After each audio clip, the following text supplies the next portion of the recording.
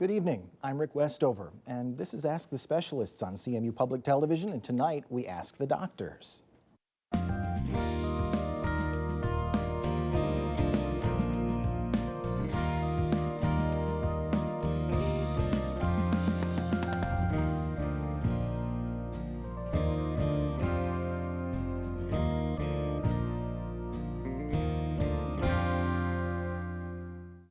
The doctors are our guests. They're joining us from Mid-Michigan Health tonight, and you play a big role in our program tonight as well. We need your questions, so please give us a call at 800-727-9268.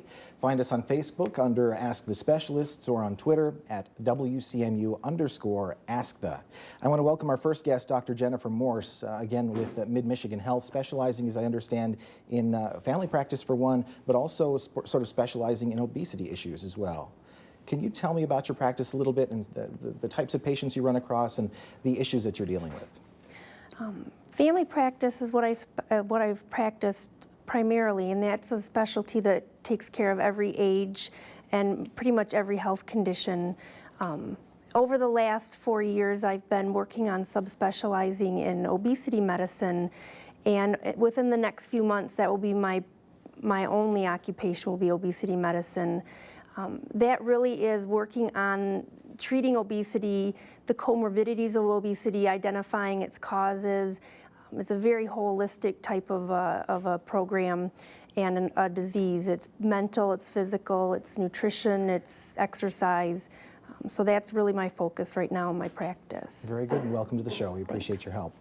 We also welcome in Dr. Philip Kadaj, again with Mid-Michigan Health, and specializing in internal medicine and specifically in some cases adult primary care. Can you tell us about your practice and how that works out? Yeah, my practice is essentially adult primary care medicine. So in recent years, internal medicine has branched off into hospital-based medicine and primary care outpatient medicine. My side is primary care outpatient medicine, so I see patients for any kind of primary care problem from age 16 and up. All right, very good. As we look for those first calls to come through again at 800-727-9268, I'd like to turn to Dr. Morse. And before the program started, you mentioned you were on campus earlier today talking to some faculty about issues of, was it emotional eating? Mm-hmm. And what kind of tips were you sharing with the folks there? Because I think there are probably a lot of people watching that can relate to that. Right. A big focus that many tend to look at when they work on their health and on weight loss is on what they're eating. Dieting in general looks at what they eat, when they eat, how much they're eating. Those things are important, but long-term don't really address the problem and don't tend to work in the long run just because we can't maintain that type of structure. To really get to the root of the problem, we need to look at why we're eating. And for many of us, it's emotional. There's stress, fatigue. Sometimes it's physical, pain, thirst. There's different triggers causing us to eat. So today we talked about just some of the triggers, both physiologic, just our brain craving and triggers in our brain, the hedonistic center getting rewarded for eating, but then also emotional triggers. And then we talked about some different techniques to try to break those cycles. And if we can break the trigger, then it stops firing and we have a little bit better success with our health. All right, thank you very much. Dr. Kadaj, a question from a listener in Maple Rapids. They said that they have a question about whether there's a medication that can stop thyroid growth. I guess my question first would be, why might that be growing? And then what kind of medication might there be out there to help with that? So thyroid disease is pretty common in the adult population especially, and generally the thyroid gland grows in response to the pituitary gland signaling it with a hormone called TSH. So a vast majority of the cases of hypothyroidism or low thyroid function are a result of autoimmune disease or your immune system destroying the thyroid gland. In response to that, the pituitary gland essentially tells the thyroid gland, hey, I need more thyroid hormone. Thyroid gland grows in response to that and makes what's called a goiter. Other things like nodules, thyroid cancer can also cause growth of the gland, but probably the most common would be hypothyroidism.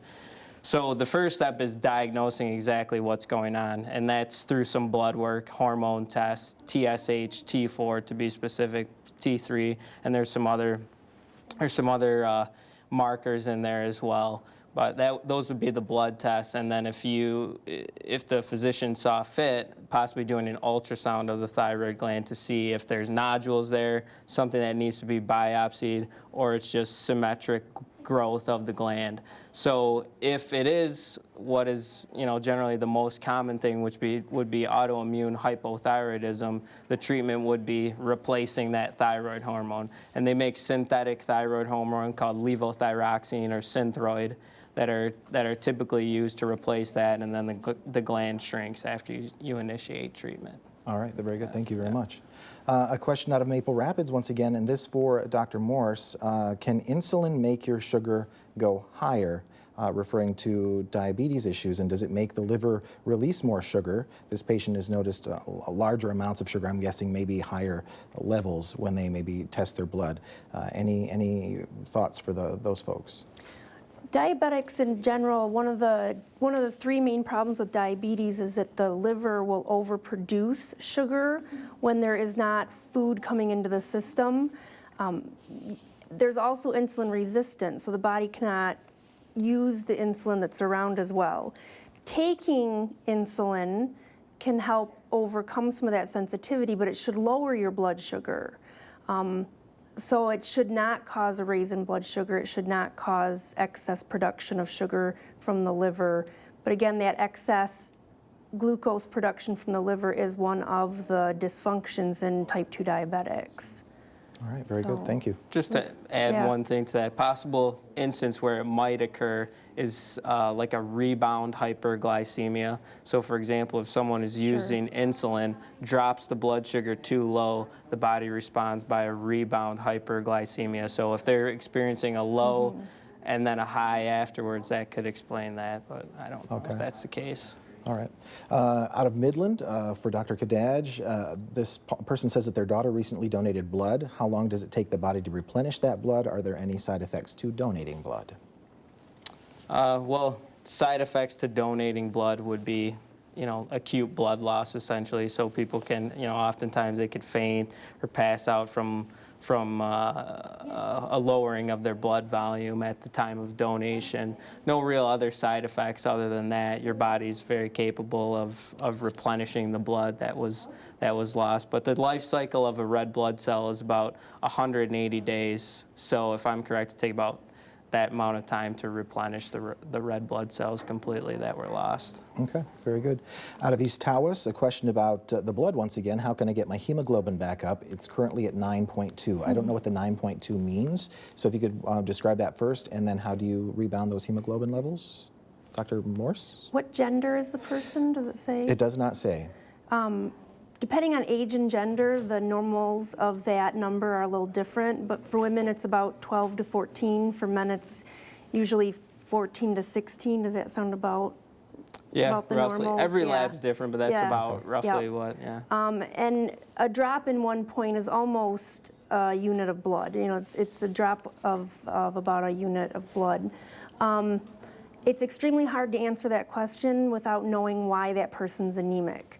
You can be anemic from blood loss, and the solution would be to identify the source of blood loss and correct it, and then take iron supplementation. It could be from a vitamin deficiency like B12 deficiency. There's many, many reasons. There's also just inherent blood disorders and things like that. So it's really difficult to answer that question if you don't know why the person is anemic. All right, thank you very much. You have anything to add to that? No, I think, you could give like an hour-long lecture on the causes of anemia. The first step, like Dr. Moore said, obviously is identifying the reason. Chronic kidney disease, any chronic disease in general can cause some anemia. Anemia to that's pretty significant, a 9.2. I mean, that's something that definitely needs to be investigated a little bit more by the patient's physician. Whether are they losing blood? Is it a chronic disease issue? And, once the diagnosis is made, then you can address it. But then you can work on the problem. Yeah. Sure. Through Facebook, and again, we're on Facebook at Ask the Specialists. Is the flu still a problem, and is it too late to get a flu shot? Dr. Morse? Influenza can actually occur anytime during the year. There can be cases in the summer. They're very sporadic. Last year, actually, we saw most of the flu cases in May. This year, we saw them starting in December, so the influenza season can be really sporadic. It is never too late to get a flu shot. When I've talked with our county health department physician, he argues if you have a flu vaccine in stock, you should give it because of that reason that you never know when influenza can be around. It takes about 2 weeks to become immune from the influenza vaccine, so if you're exposed to influenza, you need to have that in mind. You need to try to avoid contact with those that might have influenza during that 2-week period. Oh, interesting. So you get the shot and you're still... It takes time for your 2 immune weeks, okay. system to bolster that response. But it's never too late to get one. It is recommended everyone over 6 months of age get an influenza vaccine. And for anyone who's under 6 months of age, the close contacts of that infant should be vaccinated because that child's too young to get vaccinated. Okay. And on learning, news to me, that it takes 2 weeks to build up in your system, how long is that influenza shot effective then? Just that season, Okay. because the virus mutates. All right. So that's why you need to get revaccinated each flu season. Very good, thank you. Dr. Kadaj, a listener out of Traverse City, they asked, what would cause extreme sweating? What tests can be done to determine the cause? Now, I'm assuming maybe they're more at a resting state when this is happening, but I don't know that. It wasn't in the question. One of the important things to tease out is when is the sweating occurring, and time of day and activities are very important. For example, night sweats are pretty common, and there's a lot of different reasons for that. It's infection, hormone changes. One of the big things I think that's commonly overlooked as a cause of sweating is medications, actually. Many medications actually cause sweating, including a lot of the antidepressants, which a lot of people are taking. So you got to take a little bit more thorough history, find out when the person's sweating, any infection exposures, other signs of infection like cough, things like that, and then do some further investigation after that. But one thing I would recommend the listener really look at is medications that they're taking, if any, and possible relation there. All right, thank you. Dr. Morse, a question out of Iosco County. If you've had the shingles, what are the chances you can get them again? I don't know the actual percentage, but you can get it more than once. But I don't know that, I can't quote an absolute number. So Okay. I don't know if you know. The percentage of people with recurrent shingles, I'm not 100% sure. I know that the vaccine shingles vaccine is generally recommended starting at age 60. And even if you don't remember having chicken pox, don't know if you had it, or if you've had an episode of shingles, the CDC still recommends shingles vaccination. And are we finding that to be effective?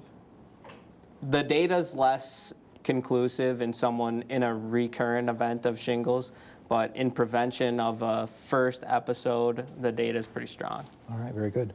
A question for Dr. Kadaj again here. Let's see, out of Waterford. The person is 64 years old. They have high blood pressure, has peripheral vascular disease. They've had 5 bypass surgeries, a leg amputated, circulatory system is shifted, and they're wondering about what life expectancy might be. This person's mother lived to the age of 74. What could be done to lengthen life expectancy? So they're apparently dealing with a lot of issues here. I don't know if you can even begin to express a life expectancy, but I don't know if you've got anything to share for this person here. Yeah, it is something, without knowing the person's full history, it is something difficult to determine exactly how long they have to live.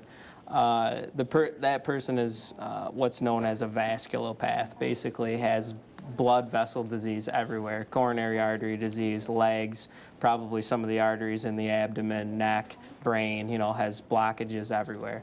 So the biggest thing is getting on the appropriate mix of medications to help slow that down. And also, likely that person has a history of smoking, and smoking cessation is huge in anyone that has peripheral artery disease, coronary artery disease, anything of that nature. So smoking cessation, the right cocktail of medications. The person essentially doesn't have any terminal disease that I know of, so they said in their history, so I can't give an absolute number there. Right. But I would say that,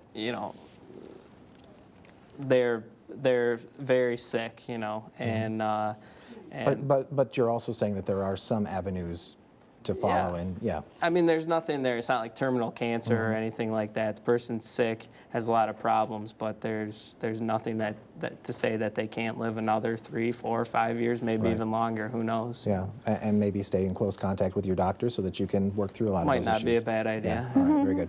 Out of West Bloomfield for Dr. Morse, do you know David Perlmutter's book Grain Brain? I don't know if you're familiar with that, but this person goes on to say that he wrote about high carbohydrate levels, and is high carbohydrate load versus high fat load devastating for the body systems? Does it cause weight gain, diabetes, et cetera? So I don't know if you're familiar with any kind of issues in terms of heavy carbohydrate diets versus higher in fat, and how that might affect obesity. The data goes back and forth. High sugar diets have been found to have some issue with disease formation. When they look specifically at weight loss, diets that are higher protein do work better for weight loss and weight maintenance. It is not necessarily low carb or carb free, but if you have to go higher protein and balance calories, you're necessarily going to have to cut something out of that, and usually people do cut carbohydrates out of there. They've also found that within those groups, though, there are genetic variations, that some people do lose best on a low-fat diet. Some people do lose best on a high-carb diet. And they are actually working on genetic testing to identify what type of nutrient combination works best for what person. So it's not one size fits all, which is difficult, but that's why it's important for everyone to keep an open mind and just do what's best for them. Some people don't feel as good on a high carb diet.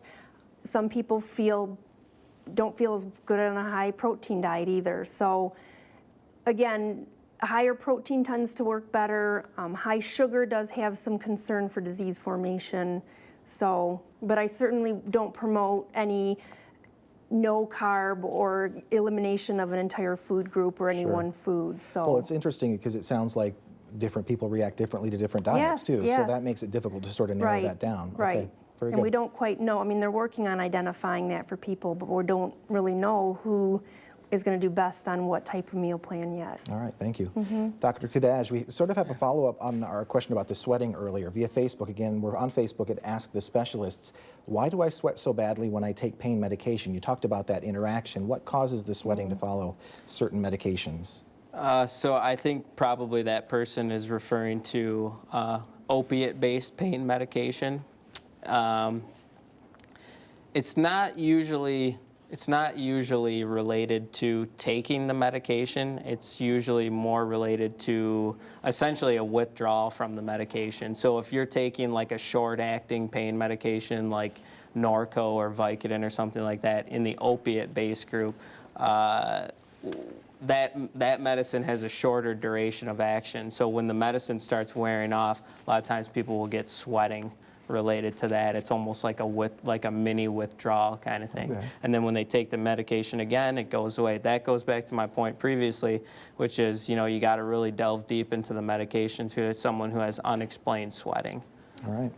Out of Big Rapids, the question is, what are the inherent dangers in extreme dieting for a senior male over 70 years of age? I don't know what exactly extreme dieting is referring to, but in terms of that and any kind of health consequence for this gentleman. Right. If it's in our clinic, we will use very low-calorie meal plans and things like that, but it's medically supervised and balanced. When people do that kind of thing at home, you can get electrolyte imbalances. And for someone who's more senior, you worry about heart rhythm disorders, weakness, syncope or passing out, which if you're older, you worry about a hip fracture or something like that, bleed in the head.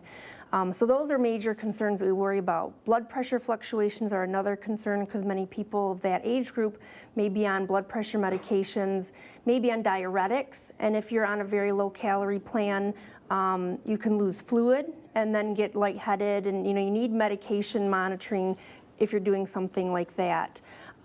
If people have had any recent cardiac events or heart events, there's danger with doing anything really extreme. The main issue for anyone, regardless of age, doing anything extreme is that to do it on your own, it is extremely difficult to get a balance of nutrients using grocery store foods. And so it's not advised to do anything extreme. You know, we'll hear about people doing just tuna fish and water, or, you know, just really extreme kinds of meal plans. And it's just extremely unbalanced. You can't get the minerals and nutrients you need. And so as age increases, those risks will increase with it. So I do not advise that. Okay, very Yeah. good. Fair enough. Out of Bel Air, a question for Dr. Kadaj. What is the difference between Alzheimer's and dementia, and how are they diagnosed? Okay. Dementia is more like an umbrella term. Alzheimer's disease is kind of a subset of dementia. So there's Okay. different types of dementia, like vascular dementia, which is related to kind of mini strokes or mini blood clots in the brain, which cause a progressive deterioration of brain function. Alzheimer's disease is essentially a clinical diagnosis. So the doctor talks to the patient, takes a history. There's a few tests that can give you a clue as to their mental status, like something called the mini mental status exam, or I use something in my office called the MoCA, which is I think a little bit better than the mini mental at measuring different parts of the memory. And it has a typical pattern and a typical response to medications. So Alzheimer's disease is, like I said, a clinical diagnosis. There's no test. An MRI won't show it. CAT scan won't show it. You know, you have to diagnose it old school, like talking to the patient, taking a history. And essentially that's what it is. It's officially diagnosed post-mortem or on autopsy if that is done. You know, they take a biopsy and identify specific changes that are typical of Alzheimer's disease. But, you know, a physician like me that sees a lot of older patients, I mean, it's not very difficult for me to diagnose it based on exam and history. Sure. All right. Thank you very much. And out of Lapeer, we've heard from a caller who was asking, could having your gallbladder removed affect your digestive system? The patient's had hers removed for 10 years and has had issues ever since. Dr. Morse? It certainly can. Our gallbladder functions to release bile, which helps us to digest fats. And for some people, after that's removed, they won't digest fats as well, which will cause looser stools, greasy, fatty stools, and so they'll have chronic diarrhea afterwards. Certainly if they have fattier foods, they will have more troubles with diarrhea. That's the most common digestive complaint I'll have with people after a gallbladder is removed. The majority of people that I've cared for do not have any problems after the gallbladder is removed. But I do have, you know, half a dozen patients that have had chronic diarrhea since having their gallbladder removed, or just a more delicate digestive system where they just don't tolerate things quite as well. All right, thank you. A caller out of Hellman for Dr. Kadaj. What is the IPT blood disease? How do you get it? And what is the IPT? I'm not familiar. I think she means ITP. Okay. Idiopathic thrombocytopenic idiopathic thrombocytopenic. Cytopenia. Oh, of course, yeah. Yeah, ITP, all right, Yep. is what Yeah. it says. Yeah. Let's just call it ITP. Yep. Basically, it's an autoimmune destruction of platelets. Okay, so the immune system can go wacky in a lot of different it's ways. attacking your blood. It's attacking the platelet Wow. function. So, like we talked about earlier with the thyroid disease, autoimmune being a common cause of that, it's attacking the platelets. Did they ask how it was treated? Yeah. Okay. Or how do you get it? Oh, how do you get it? Idiopathic. Yeah, idiopathic. So. All right, all right. Self-explanatory. But if you have an answer for how to treat it, maybe we'll hear that too. Well, you can say how you get it. Well, it's the immune system again going kind of wacky. The immune system, there's a broad spectrum of autoimmune diseases. So rheumatoid arthritis, lupus, thyroid disease, Crohn's disease, ulcerative colitis is all immune related. So can attack the blood platelets. Generally, you don't treat the ITP until the platelets are at an extremely low level. Some of the treatments are corticosteroids, like steroid infusion, steroid injections, oral steroids, or they've used things like Rituxan for ITP, and also there's some newer agents that like thrombopoietin, which actually stimulate the bone marrow to make more platelets. Okay, thank you.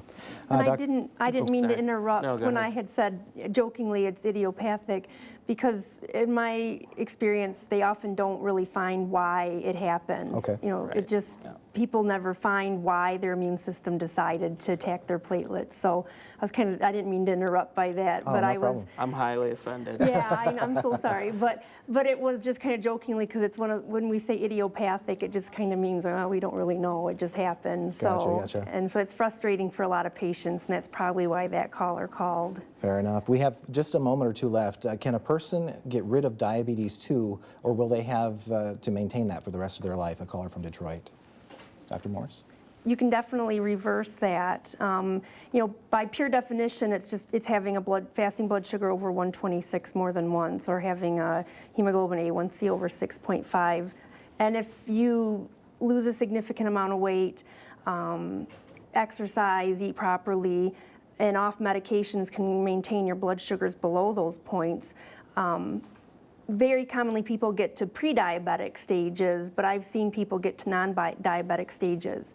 Sometimes that necessitates bariatric surgery, sometimes it doesn't, but I have seen people, you know, reverse diabetes. Great. But, you know, for some that label still follows them, especially if they're trying to get life insurance or things like that. But, you know, clinically speaking, per definition, you can reverse that. All right, very quick question. Hopefully you can answer it quickly, Dr. Kadaj. Out of Sheboygan, 66 years of age, could you explain what it means to have a small aneurysm on your aorta? Sure. So the aorta is the large blood vessel that carries blood away from your heart. It kind of comes off the top of your heart, swings around and goes down into your belly and shoots off into the iliac arteries. There can be aneurysm or bulging at any point along that path. So a thoracic aortic aneurysm would be more towards the top where it comes off the heart, and an abdominal aortic aneurysm is in the belly, and like I said, it's a bulging out of the aorta. There's certain guidelines as to when you need to intervene upon that, a certain size of the aorta. So a small aorta can be watched over time safely, and there's the major fear is a risk of rupture, and it Forgive me, we'll have to Sure, leave it there. no The problem. program goes by so quickly, but I appreciate Sure. your time. Again, our guests, Dr. Jennifer Morse and Dr. Philip Kadaj, both with the Mid-Michigan Health. I want to thank our telephone operators and, of course, you for your questions. We wouldn't have a show without you, so thank you very much and have a great night.